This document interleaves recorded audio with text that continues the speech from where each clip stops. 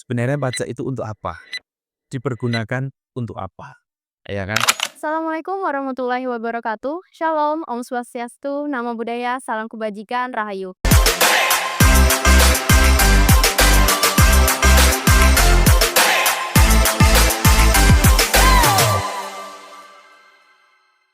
Halo Sobat SAR, salam sejahtera bagi kita semua. Selamat datang di Rescuecast Banjarmasin yang akan saya bawakan pada hari ini bertemakan tentang Cortex dan juga PPh 21. Saya membawakan narasumber yaitu dari Kantor Pajak Pratama yaitu Mas Yudi di sini. Silakan Iya. Mas. Selamat pagi Mbak Ami. Assalamualaikum warahmatullahi wabarakatuh. Salam kenal. Saya perlu perkenalan diri nggak ini? Boleh Bapak. Oke. Boleh saya perkenalkan diri. Nama saya Yudi Fitrianto. Sehari-hari sebagai fungsional penyuluh pajak ahli Pratama di KPP Pratama Banjarbaru. Jadi memang tugas tupoksi saya di Kementerian Keuangan Direktorat Jenderal Pajak adalah edukator atau mengedukasi masyarakat baik itu wajib pajak maupun calon wajib pajak. Jadi kawan pajak semua, hari ini kita akan membahas mengenai Cortex bersama Basarnas Banjarmasin, Kantor Pencarian dan Pertolongan Banjarmasin, bersama Mbak Ami ya. Ya Mas Yudi, terima kasih sebelumnya sudah mau datang di Rescuecast Banjarmasin ini karena ini podcast perdana kami nih Pak. Langsung sama Mas Yudi dari Kantor Pajak Pratama Banjarbaru. Oke, masuk nih Pak ke segmennya. Saya mau nanya tentang Cortex dan PPh 21 ya Pak. Karena saya baru Pak ya di sini. Saya belum tahu apa itu Cortex sih Pak. Boleh mungkin dijelaskan? Oke, memang sekarang ini kan Cortex sedang dikembangkan dan sudah diimplementasikan kepada wajib pajak, diimplementasikan dalam memenuhi kewajiban perpajakannya. Jadi kalau dulu kita masih menggunakan aplikasi yang lama yang namanya DJP Online. DJP Online kemudian kita mulai Januari 2025 beralih ke yang namanya Cortex. Nah, hubungan apa dengan PPh pasal 21 tadi? Kalau kita sebagai karyawan, tentunya kan gaji tunjangan kita sudah dipotong yang namanya PPh pasal 21 oleh pemberi kerja atau dalam hari ini ada instansi atau kementerian yang di bawah kita gitu kan, yang mempercayakan kita gitu. Jadi bukti PPh pasal 21 bukti potong itu nanti yang akan kita laporkan pada SPT tahunan yang tahun depan sudah menggunakan aplikasi Cortex. Jadi otomatis gitu ya Pak ya. Tapi kalau boleh saya tahu, kenapa kok dirubah dari DJP ke Cortex itu kenapa sih Pak? Ya, jadi tujuan dari implementasi Cortex ini adalah banyak sekali Mbak kemudahan-kemudahan dari wajib pajak. Jadi akses data itu masuk semua ke Cortex. Jadi kemudian paperless artinya nanti ketika instansi itu membuat bukti potong, pemberi kerja membuat bukti potong, itu langsung masuk ke akun Cortex kita. Jadi tidak perlu lagi pegawai seperti kita itu meminta kertas bukti potong itu kepada bendahara keuangan di kita. Jadi otomatis masuk. Jadi namanya paperless, kemudahan-kemudahan. Banyak sekali kemudahan-kemudahan Cortex untuk mempermudah wajib pajak dalam memenuhi kewajiban perpajakannya. Itu Mbak. Jadi memudahkan bendahara sama pegawai ya Pak itu. Sekali ya. Oke, Cortex ini sebuah aplikasi Pak. Betul. Kalau misalnya saya boleh tahu, untuk aktivasi Cortex itu bagaimana sih Pak? Ya, ini kita sedang gencar roadshow ke berbagai instansi, baik itu instansi pemerintah maupun swasta. Jadi kita meminta untuk aktivasi akun Cortex-nya sebelum 31 Desember 2025.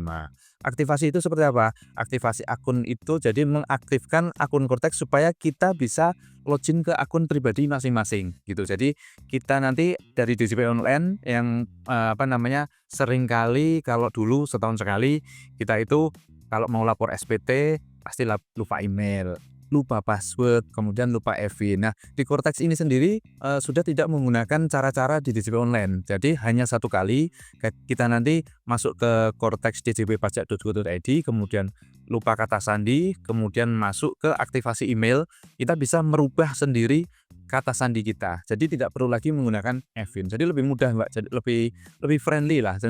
Mudah. Jadi itu basisnya juga web, bisa menggunakan handphone, bisa menggunakan laptop, tab dan sejenisnya gitu, seperti itu. Jadi aktivasi akun Cortex kita harapkan kawan pajak untuk sebelum 31 Desember itu sudah diaktifasi. Begitu Mbak Ami. Jadi makanya kita sekarang jadwal kita padat ini fungsional penyuluh, kita jalan-jalan ke instansi-instansi termasuk hari ini kita ada di Basarnas Banjarmasin. Jadi kemana-mana ya Pak ya kantornya. Betul sekali. Jadi nggak ada lagi yang lupa akun atau lupa login tuh nggak ada lagi ya Pak ya? Ya, nantinya sudah nggak ada lagi. Kita awalnya aja ini nanti aktivasi akun dulu, kemudian, kalau misalkan, asalkan emailnya valid ya, emailnya valid itu, nanti misalkan lupa lupa kata sandi kita, itu bisa mereset sendiri tanpa harus ke kantor pajak, tanpa harus minta e-fit. Oh ya biasanya kan kayak gitu ya berharap ke kantor pajak dulu buat minta. Jadi, oh sekarang dipermudah ya Kak. Sekarang itu udah mudah. Kan misalnya yang, kayak kendala login-nya nggak ada ya Pak ya? Jadi kalau kendala login pertama, ini kan tadi kan kita juga, sama Udah ada ya? Basarnas ya, kendalanya itu biasanya email yang dipakai itu tidak valid, karena mungkin udah email lama gitu kan, kemudian nomor handphone juga nomor gawainya sudah nomor lama gitu, jadi, kemungkinan tidak bisa diaktifasi. Nah, caranya bagaimana? Kita datang ke KPP Pratama untuk perubahan data. Jadi harus data. Iya, harus datang ke KPP Pratama untuk merubah data email maupun nomor handphone. Jadi cepat Mbak, tadi nanti langsung kita layani di loket pelayanan kita. Jadi standby dari jam kerja jam 8 sampai jam 16 sore, kita akan layani untuk aktivasi akun dan perubahan data tersebut. Jadi Gitu ya Pak ya. Ternyata penting ya Pak ya. i Sih, penting. jadi, ya kita harapkan sekali lagi, teman-teman terutama di Basarnas seluruh Indonesia ya, seluruh Indonesia yang belum aktivasi akun Kortex, silahkan, untuk, aktivasi akun Kortex. Apabila ada kesulitan, silahkan datang ke KPP Pratama terdekat untuk dibantu teman-teman dari, petugas terutama fungsional penyuluh yang memang tugasnya edukasi kepada wajib pajak. Untuk masa sekarang ini kita memang gencarnya untuk aktivasi akun Kortex, seperti itu. Kan kata Bapak tadi sudah kemana-mana kan Pak ya kantornya. Kalau boleh tahu ke instansi mana aja Pak udah? Yang paling besar itu kemarin kita ke Dinas Pendidikan Provinsi. Jadi kalau kebetulan kan di Banjarbaru ya, di KPP Banjarbaru itu kan ibu kota provinsi Kalimantan Selatan ini. Jadi instansi provinsinya itu ada di sini. Jadi kita sudah ke Dinas Pendidikan, Provinsi, kemudian kemarin, Balai Penjaminan Mutu Dinas Pendidikan Provinsi juga, kemudian, dinas-dinas kesehatan, hampir seluruh dinas mungkin udah yuk kita roadshow ke sana Mbak Ami. Jadi alhamdulillah, sudah, progresnya yang aktivasi akun Kortex sudah lumayan terutama di KPP Pratama Banjarbaru. Kalau setelah dari kantor SARS ini mau kemana Pak? Setelah ini kalau jadwal kita terjadwal setiap hari ya Mbak Ami ya. Tiap hari ya Pak ya? Tiap hari kita ada terjadwal, jadi hari Senin, Rabu dan Jumat kita itu roadshow ke kantor-kantor, tapi kalau hari Selasa dan Kamis kita panggil Oh. panggil wajib pajak untuk, terutama wajib pajak usahawan dan Badang, CV, PT itu kita panggil di hari Selasa dan Kamis di aula Kesuri kita, seperti KPP Pratama Banjarbaru di Jalan Ahmad Yahya. Iya, heeh. Oke, mungkin bisa minum dulu kali Pak ya? Oh kita ya? Tapi biar rileks ya. Ya, jadi kita ngobrolnya santai aja ya Mbak Ami ya. Santai. Jadi ini pengalaman pertama, terima kasih Basarnas ya atas, undangannya. Saya bisa hadir di sini, podcast di sini, kemudian, bisa bersama Mbak Ami dan teman-teman di Basarnas untuk, apa namanya, mensosialisasikan, mengedukasi, terutama teman-teman di Basarnas ya, yang belum aktivasi akun Kortex, silakan segera aktivasi akun Kortexnya. Mudah, hanya silakan, akses kortex.djp.pajak.go.id. Kalau kesulitan silakan ke, akun YouTube Direktorat Jenderal Pajak Kementerian Keuangan. Di situ kita sudah ada panduan tutorial secara komplit, jelas, insya Allah bisa memandu teman-teman terutama di Basarnas untuk aktivasi akun Kortex dan nantinya lapor SPT tahunan PPh Orang Pribadi tahun 2025. Begitu Itu tuh, Mbak. Pak. Sekarang lanjut ke PPh 21 nih Pak. Apa sih Pak maksud dari PPh 21 itu? Jadi PPh 21 itu adalah suatu jenis pajak di mana dikenakan terhadap, penghasilan kita berupa gaji, tunjangan, dan honor dan sejenisnya. Jadi itu, terutama yang diterima oleh orang pribadi Mbak. Seperti kita karyawan, kita ASN itu kita, setiap menerima penghasilan terutama di atas PTKB, penghasilan tidak kena pajak, itu kita dipotong namanya PPh pasal 21. Nah, namun di ketentuan yang terbaru di PMK 168 sekarang, itu ada yang namanya PPh pasal 21 itu setiap bulannya menggunakan tarif efektif rata-rata. Jadi setiap bulan itu kita akan dipotong PPh 21-nya berdasarkan jumlah penghasilan kita dalam bulan tersebut dan status PTKP. Status PTKP itu penghasilan tidak kena pajak. Kalau masih single itu 54 juta. Jadi status single TK0 ya. TK0, kemudian kalau menikah atau kawin itu ditambah lagi 4.500.000 dan setiap tanggungan maksimal 3 orang anak itu 4.500.000. Jadi kalau statusnya seperti saya nih K3 gitu berarti 72 juta PTKP-nya. Jadi nanti dihitung berapa penghasilan kita dalam sebulan ini, kemudian nanti diaplikasikan di Cortex. Jadi bendahara itu nanti mengaplikasikan di EBUPOT di Cortex instansinya. Kita masukkan penghasilan kita itu berapa dan status PTKP berapa, nanti secara otomatis di situ akan terlihat tarif PPh pasal 21-nya itu berapa. Otomatis ya langsung Terhitung otomatis ya. Misalkan kita masukkan penghasilan kita sebulan 10 juta, status PTKP kita K3, nanti dia akan tarifnya otomatis. Seperti itu. Jadi pemotongan PPh pasal 21 untuk sekarang itu per bulannya menggunakan yang namanya tarif efektif rata-rata. Jadi semakin besar penghasilan kita, semakin besar pajaknya juga. Namun nanti di akhir tahun itu akan dihitung ulang. Jadi dihitung ulang dengan berapa penghasilan kita setahun, kemudian dikurangi PTKP setahun, nanti terus dihitung lagi tarif progresifnya. Kalau kita sebagai ASN kan nihil ya, berapapun PPh yang 21 yang terutang sudah ditanggung oleh negara, sudah ditanggung pemerintah. Nanti ketika kita mengisi SPT tahunan, SPT tahunan nihil harusnya.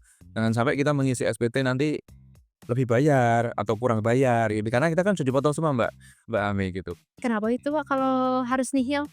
Harus nihil karena pajak kita PPh pasal 21 ASN itu kan sudah ditanggung pemerintah ya kan. Jadi artinya pajak terutang, misalnya pajak terutang dalam setahun itu 1,5 juta. Kan sudah dipotong oleh bendahara 1,5 juta, akhirnya pajak terutang dikurangi pajak yang sudah dipotong oleh bendahara, hasilnya nihil. SPT kita nihil, kecuali kalau kita punya penghasilan lain di luar kita sebagai pegawai. Itu kemungkinan ada penghasilan lain-lain gitu kan, entah itu dari mana gitu, itu bisa jadi kurang bayar SPT kita. Bisa ya Pak? Jadi Bisa. Ternyata PPh 21 tuh terkait sama yang aplikasi Cortex ini. Ya, itu pembuatan bukti potong itu sudah dilakukan di Cortex. Seperti itu. Kalau misalnya DJP yang lama itu apa sih Pak kekurangannya? Jadi kok langsung mau beralih ke Cortex? Ya sebenarnya DJP online sudah bagus Mbak, sudah bagus. Cuman masih ada aplikasi-aplikasi yang lain selain DJP online yang masih digunakan. Nah, Cortex ini menggabungkan seluruh aplikasi-aplikasi. Misalkan kalau dulu itu ada DJP online, kemudian kalau bagi pengusaha kena pajak itu ada namanya web e-faktur, desktop e-faktur, itu sudah semuanya masuk ke Cortex. Jadi harapannya Cortex memang lebih simple, lebih mempermudah. Namun kita sadari selama ini Cortex masih terus melakukan perbaikan. Jadi kita kalau memang sekarang masih ada beberapa kendala, insya Allah nanti mungkin dengan Pak Purbaya ya sebagai Menteri Keuangan kita ya, yang istilahnya sacet gitu, itu dianalisa supaya Cortex ini bisa sacet juga, artinya tidak ada bug errornya, jadi lancar saya gitu Mbak Ami gitu. Kalau soal Pak Purbaya nih gimana nih Pak, Menteri Keuangan kita yang baru menurut Bapak? Ya kalau secara pribadi ya Pak, ini berarti kan bagus juga Pak Purbaya, artinya bisa dicacet, kemudian bisa diterima oleh masyarakat, kayak komunikasinya itu apa adanya gitu kan. Jadi it's okay panjang ini Pak Purbaya, it's okay. Orangnya juga apa ya, suka bercanda gitu ya Pak, biasanya saya lihat di Rileks TikTok. santai ya, rileks santai gitu. Jadi tapi tetap fokus, pekerjaannya tetap fokus. Jadi beliau juga roadshow ke KPP untuk mendukung kita. Misalkan ada yang harus diperbaiki, kita perbaiki gitu Pak. Jangan pelayanan kurang, kita harus banyak masukan-masukan positif dari Beliau. Pak Purbaya ya. Yang saya pelajari adalah ilmu komunikasinya bisa diterima di masyarakat dan jempolnya. Kita ada jempolnya Pak, yang kanan Mbak, Oh ya karena Pak Purbaya. Gimana Mbak Mi? Ada lagi yang ditanyakan, mumpung ketemu saya nih ya. mungkin dari aktivasinya nih Pak, NPWP kan kalau misalnya ada yang salah nih Pak, NPWP itu gimana Pak? Oh ya. Kalau misalnya yang kendalanya di NPWP bukan di loginnya. Jadi gini Mbak Ami, dengan PMK 112 itu sekarang itu NPWP adalah NIK, NIK adalah NPWP. Artinya kalau dulu NPWP itu masih 15 digit, sekarang kita menggunakan NIK, berarti ke 16 digit. Nah, jadi perbedaannya apakah semua warga negara yang punya NIK itu ber-NPWP? Belum tentu, gitu kan. Karena kan ya ber-NPWP atau yang sudah wajib NPWP itu kan ada syarat-syaratnya. Syarat-syaratnya secara subjektif dia mempunyai penghasilan, ya kan. Kemudian dia sudah berumur 18 tahun, minimal 18 tahun. Nah, kalau kita sudah punya penghasilan, kemudian sudah berumur 18 tahun, itu NIK kita wajib diaktifasi menjadi NPWP. Jadi diaktifasi NIK itu supaya aktif menjadi NPWP. Jadi artinya kan tidak semua yang punya NIK ber-NPWP. Kalau tidak diaktifasi artinya NIK itu ya masih NIK, bukan NPWP lagi gitu kan. Tadi beberapa temen di CPNS, di Basarnas kan ada yang sudah NIK-nya sudah diaktifkan NPWP karena dalam pemberkasan CPNS kan pasti diminta waktu itu NPWP kan, dan NPWP-nya sudah format NIK. Kalau saya lihat tadi ada satu CPNS tadi dia sudah punya kartu NPWP dan itu sudah pakai NIK itu kan. Nah, itu harus cuman kendalanya karena tahun kemarin yang bersangkutan itu belum mengaktifasi, belum pernah akses di online, maka harus diaktifasi akunnya terlebih dahulu. Seperti itu. Jadi itu tadi mengenai NIK adalah NPWP, NPWP adalah NIK. Perbedaannya harus diaktifasi saja. Kan ada saya pernah masuk gitu Pak, login terus dia minta buat NPWP. Nah itu masih 15 digit nih Pak. Jadi saya bingung masukinnya. Kan 002 tuh Pak hilangan saya. Saya cuma masukin 002 aja. Kebaca nggak itu Pak? Kalau Yang 15 digit. yang 5 digit sekarang sudah tidak, kalau orang pribadi ya, orang pribadi sekarang terbacanya NIK untuk mulai tahun 2025 itu NIK. Nah, kalau masih pakai NPWP 15 digit dimasukkan di Cortex nggak mau. Cortex itu mendeteksinya sudah NIK. Jadi kalaupun dulu sudah punya NPWP dan NIK-nya valid, dipanggil dengan NIK-nya insya Allah bisa di Cortex ini. Karena Cortex basis datanya kita mengambil dari kan kita sudah kerjasama dengan Dispenduk Capil ya, atau di Kementerian Dalam Negeri. Di bawah Kementerian Dalam Negeri kita sudah datanya itu sudah masuk ke Direktorat Jenderal Pajak Suku. Seperti itu. Bapak punya nggak Pak kesan buat Gen Z tentang wajib pajak ini? Gen Z. Gen Z itu kan apa namanya? Karena saya peralihan ya, generasi peralihan ya. Jadi kalau Gen Z banyak-banyak kita mengikuti apa namanya? Belajar juga tentang pajak supaya banyak tahu mengenai sebenarnya pajak itu untuk apa, dipergunakan untuk apa, ya kan. Manfaat pajak itu sangatlah banyak untuk kehidupan kita berbangsa dan bernegara. Artinya kita jangan sampai dalam tanda kutip itu negatif thinking terhadap yang namanya pajak. Karena pajak tujuannya dari definisi pajak itu sendiri sebenarnya iuran wajib masyarakat atau warga negara kepada negara berdasarkan undang-undang. Jadi berdasarkan undang-undang dan dipergunakan untuk sebesar-besarnya kemakmuran rakyat yang dibentuk dalam dituangkan dalam APBN yang dikelola oleh Kementerian Keuangan dan kementerian-kementerian lain termasuk Basarnas. Artinya kalau Gen Z ini istilahnya punya pandangan kita nggak perlu bayar pajak, itu adalah pendapatnya salah. Kan ada tuh Pak yang demo biasanya, ya demo karena pajak naik gitu Pak. Reaksi Bapak gimana? Ya, sebenarnya pajak itu kan ada prinsip namanya keadilan, Mbak Ami. Jadi seperti yang tadi kita kembali BPA pasal 21 ya. Jadi prinsip keadilannya gimana? Semakin penghasilan orang itu besar, maka pajak yang dipotong itu pastinya semakin besar. Jadi kalaupun kita penghasilan kita di bawah PTKP tadi, kalau kita single 50 di bawah setahun di bawah 54 juta atau per bulan itu 4.500.000, itu kan artinya juga nggak kena pajak. Jadi misalkan Gen Z mau baru masuk sebagai karyawan, kemudian gajinya cuma 4 juta, dia nggak dipotong pajak karena masih di bawah PTKP seperti itu. Jadi ada prinsip keadilannya di pajak seperti itu. Jadi Gen Z yang demo itu makin nggak mengulik ya Pak ya, kenapa bisa Ya, naik ya artinya pajaknya? sebenarnya kalau yang kemarin itu sedang ini tuh kan naik dan tidaknya itu kan perlu dipelajari lagi. Apa sih yang naik gitu? Kalau di berbagai daerah kemarin kan PBB ya.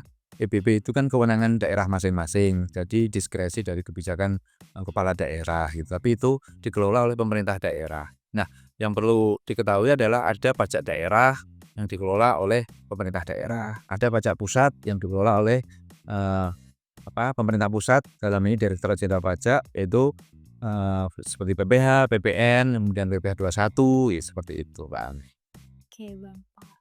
Kita udah masuk ke segmen terakhir nih Kak ya. Boleh kasih kesan pesannya Pak buat kantor SAR Banjarmasin mungkin? Ya, boleh, Mbak. Jadi saya senang sekali hadir di podcast Basarnas Kantor Pencarian dan Pertolongan Banjarmasin. Baru sekali ini saya di Basarnas. Alhamdulillah, terima kasih. Saya lihat tadi sesuai dengan mungkin sepengetahuan saya tupoksinya Basarnas itu adalah satset seperti juga dengan Menteri Keuangan kita Pak Purbayan begitu. Jadi saya lihat tadi ketika kita mengadakan acara ada kendala ini langsung satset. Jadi alhamdulillah tanggap, Basarnas tanggap, tangguh dan satset. Oke Bapak. Tepuk tangan buat Basarnas. Bapak terima kasih hari ini sudah mau menjadi narasumber kami. Mungkin kalau ada kesempatan lain Bapak mungkin bisa lagi kita jadikan narasumber ya Pak. Siap, Mbak Ami. Terima kasih Basarnas Banjarmasin.